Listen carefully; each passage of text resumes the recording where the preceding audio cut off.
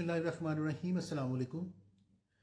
वो लोग जो शैतान के बहकावे में आकर अल्लाह की राह में माल इसलिए ख़र्च नहीं करते कि कहीं उनका माल कम ना हो जाए, ऐसे लोगों के हवाले से सूरह बकरा जो कि कुरान मजीद की दूसरी सूरत है, उसकी आयत नंबर 268 में इरशाद हो रहा है, देखो शैतान तुम्हें मुख्ताजी से डराता है और बुखल सिखाता है, मगर अल्लाह तुम्हारे लिए बख्शिश और फ़ज़ल का वादा फरमाता है और अल्लाह वुसअत वाला और जानने वाला है।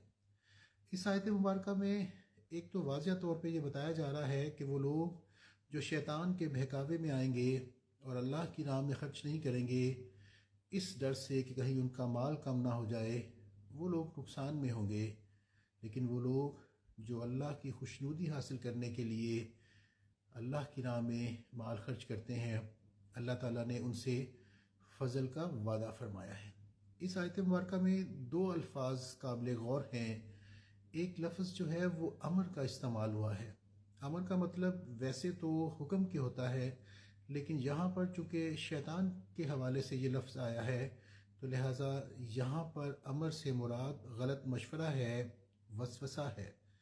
शैतान जो है वो गलत मशवरा देता है, दिलों में वसवसा डालता है कि अल्लाह की राह में ख़र्च ना करो। दूसरा लफ्ज़ जो है वो यहाँ पर फ़ख्शा का यूज़ हुआ है। फ़ख्शा के मानी जो हैं वो बेहयाई के हैं, लेकिन यहाँ पर जो है वो फ़ख्शा से मुराद बुखल है, कंजूसी है। एक और हवाला आपके साथ शेयर करते हैं। ये सूरह सबा है जो कि कुरान मजीद की 34वीं सूरत है, उसकी आयत नंबर 39 में इरशाद हो रहा है, और जो कुछ तुम अल्लाह की राह में ख़र्च करोगे तुम्हें इसके बदले में और देगा। तो दुआ है कि अल्लाह ताला हमें कुरान मजीद को इसकी रूह के मुताबिक समझने